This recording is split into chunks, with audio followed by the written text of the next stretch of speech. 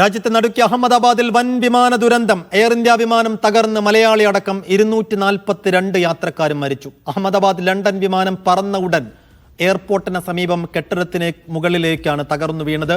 വിമാനം തകർന്നു വീണ BJ medical college ഹോസ്റ്റലിലെ 5 വിദ്യാർത്ഥികളും മരിച്ചു. വിമാനത്തിലുണ്ടായിരുന്ന മുൻ മുഖ്യമന്ത്രി വിജയ് രൂപാണിയും മരിച്ചു. തിരുവല്ല സ്വദേശി രഞ്ജിത ഗോപകുമാറാണ് മരിച്ച മലയാളി. കെട്ടിടം തകർന്ന് പരിക്കേറ്റ 30 പേരുടെ നില അതീവ ഗുരുതരം.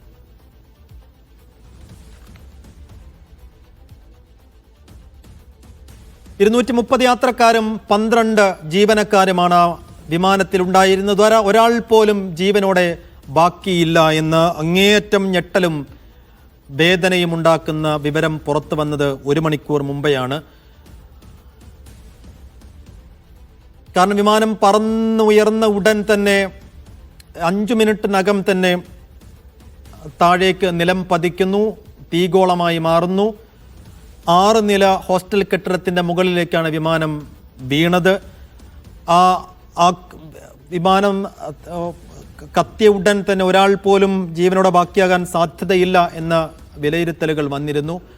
പക്ഷെ അപ്പോഴും ആരെങ്കിലുമൊക്കെ ബാക്കിയാകാൻ സാധ്യതയുണ്ട് എന്ന ആശ്വാസകരമായ ഒരു വിവരം ആ ഘട്ടത്തിൽ പുറത്തു വന്നിരുന്നെങ്കിലും പിന്നീട് വിമാനത്തിലുണ്ടായിരുന്ന എല്ലാവരും മരിച്ചു എന്നുള്ള ഔദ്യോഗിക സ്ഥിരീകരണം വരികയായിരുന്നു. അതിൽ ഒരു മലയാളിയും ഒപ്പം ഗുജറാത്തിന്റെ മുൻ മുഖ്യമന്ത്രിയായിരുന്ന വിജയ് രൂപാണിയും മരിച്ചിരിക്കുന്നു. സജു തോമസ് ഡൽഹിയിൽ നിന്ന് വിശദാംശം നൽകും. സജു, എന്താണ് ഏറ്റവും ഒടുവിലായി ഈ അപകടം സംബന്ധിച്ച് നമുക്ക് പ്രേക്ഷകർക്ക് പങ്കുവെക്കാനുള്ള വിവരങ്ങൾ? ഈ ഹോസ്റ്റലിനകത്ത് ആ സമയം എത്ര പേരുണ്ടായിരുന്നു? അതിൽ എത്ര പേരുടെ മരണം സ്ഥിരീകരിച്ചു എന്നതിൽ ഒരു വ്യക്തതയുണ്ടോ ഇപ്പോൾ?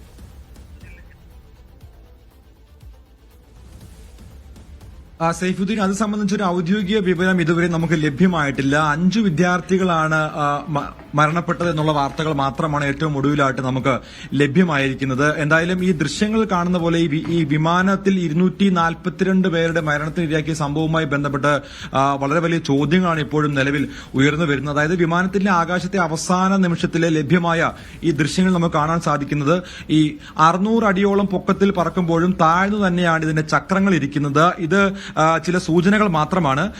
അതായത് വീഡിയോയിലെ വിദൂര കാഴ്ചയിൽ നേരെ തന്നെ ആയിരിക്കുന്നുവെന്ന് തോന്നിക്കുന്ന ചിറകിനു പിന്നിലെ ഫ്ലാപ്പുകൾ അതും ഈ ഉയർന്നു തന്നെയാണ് ഇരിക്കുന്നത്. വീഴ്ചയ്ക്ക് മുന്നേ മുകളിലേക്ക് ഉയരാനുള്ള ശ്രമം വിമാനം നടത്തിയതായും ഈ ദൃശ്യങ്ങൾ നമുക്ക് കാണാവുന്നതാണ്. ആ ദൃശ്യങ്ങൾ നമ്മൾ സ്ക്രീനിലൂടെ പോയ ദൃശ്യങ്ങൾ കാണാം. അതായത് ഈ വിമാനം താഴേക്ക് വന്നിട്ട് വീണ്ടും വിമാനം ഉയരാൻ വേണ്ടി ശ്രമിക്കുന്നുണ്ട്. അപ്പോൾ അതായത് നമ്മൾ മനസ്സിലാക്കേണ്ടത് 200-ഉം 400-ഉം അടി പൊക്കത്തിലേക്ക് എത്തുമ്പോഴും വീലുകൾ മുകളിലേക്ക് അതായത് വീലുകൾ മുകളിലേക്ക് ഉയരുകയാണ് പതിവ്. സ്വാഭാവികമായിട്ടും ഈ വിമാനം പറക്കുമ്പോൾ നമുക്കറിയാം ഒരു 200 അടിക്ക് മുകളിലേക്ക് എത്തുമ്പോഴാണ് ഈ വിമാനത്തിന്റെ വീലുകൾ അകത്തേക്ക് പോകുന്നത്. പക്ഷേ ഇവിടെ 600 അടിയായിട്ടും പൈലറ്റുമാർ ചക്രങ്ങൾ മുകളിലേക്ക് കയറ്റാത്തത് എന്തുകൊണ്ടെന്നുള്ള ചോദ്യം ഇപ്പോഴും നിലനിൽക്കുകയാണ്. അതിന് പ്രധാനപ്പെട്ട കാരണം ഈ വിമാനം പറന്നുയർന്ന ഉടൻ തന്നെ ഈ വിമാനത്തിന്റെ ഒരു എഞ്ചിൻ തകരാറ് പൈലറ്റുമാർ മനസ്സിലാക്കുകയും പിന്നീട് അടിയന്തരമായിട്ടുള്ള ഒരു ക്രാഷ് ലാൻഡിങ്ങിന് വേണ്ടി ശ്രമിച്ചു എന്നതാണ് മനസ്സിലാക്കുന്നത്.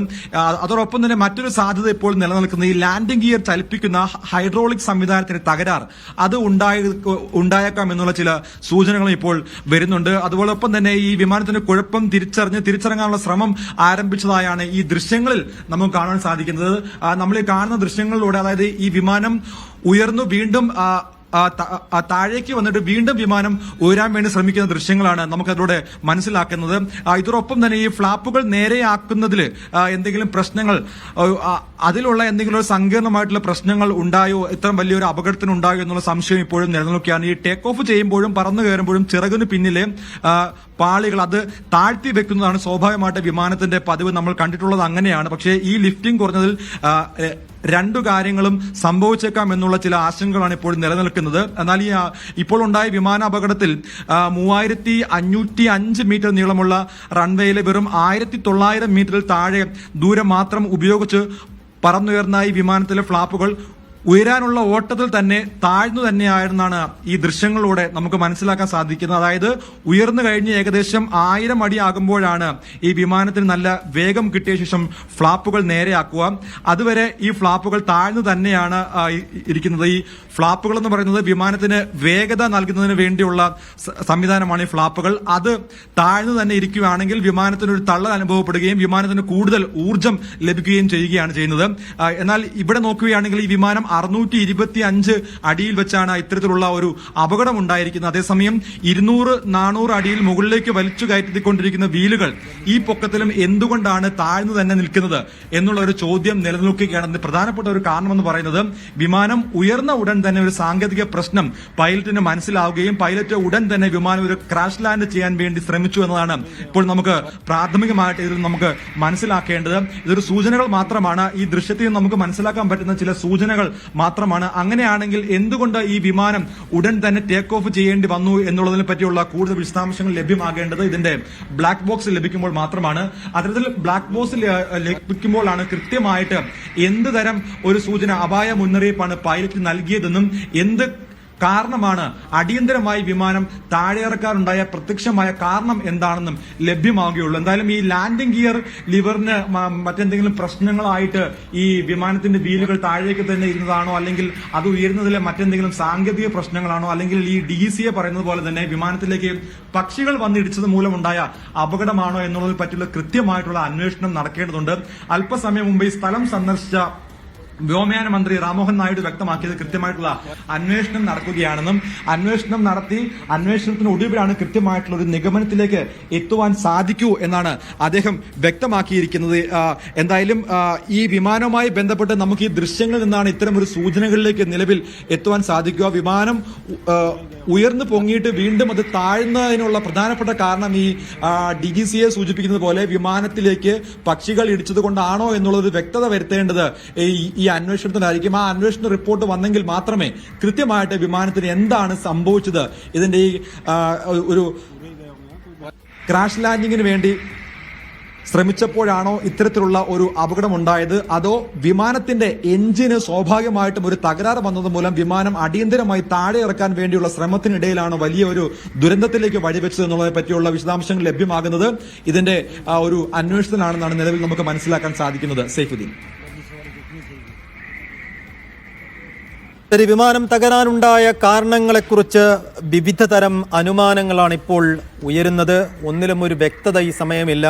തുടക്കത്തിൽ വന്നിരുന്ന വിവരങ്ങളിൽ ഒന്ന് വിമാനം പറന്നുയരുന്നതിനിടെ ഒരു മരച്ചില്ലയിൽ അതിന്റെ പിറകുവശത്ത് ചിറകിടിച്ചു എന്നായിരുന്നു. പക്ഷേ അത് നമുക്ക് വിശ്വസിക്കാൻ കഴിയുന്ന ഒന്നായിരുന്നില്ല. പിന്നീട് ഇതിന്റെ പിറകുവശത്തെ ചിറകുകളിൽ പക്ഷികൾ ഇടിച്ചതുകൊണ്ടാണ് പെട്ടെന്ന് നിയന്ത്രണം നഷ്ടമായതെന്നും അങ്ങനെയാണ് ക്രാഷ് ലാൻഡിംഗ് ഉണ്ടായതെന്നുമായിരുന്നു. പക്ഷേ ഇപ്പോൾ പുറത്തു വരുന്ന വിവരം വിമാനം പറന്നുയർന്ന ഉടൻ തന്നെ വലിയ സാങ്കേതിക തകരാർ സംഭവിക്കുന്നു. അതിൻ്റെ ഫ്ലാപ്പ്, അതിൻ്റെ ചിറകുകൾക്ക് കാര്യമായ പ്രശ്നങ്ങൾ ഉണ്ടാകുന്നു.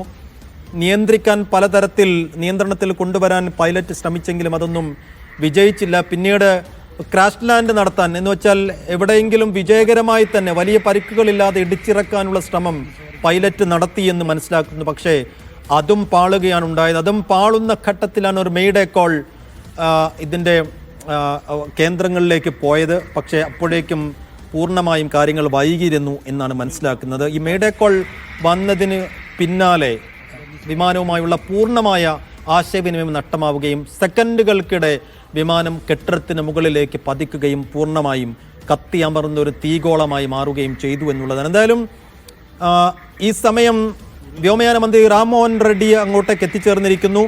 പഴുതടച്ച അന്വേഷണം ഉണ്ടാകും എന്ന് അദ്ദേഹം പറയുന്നു.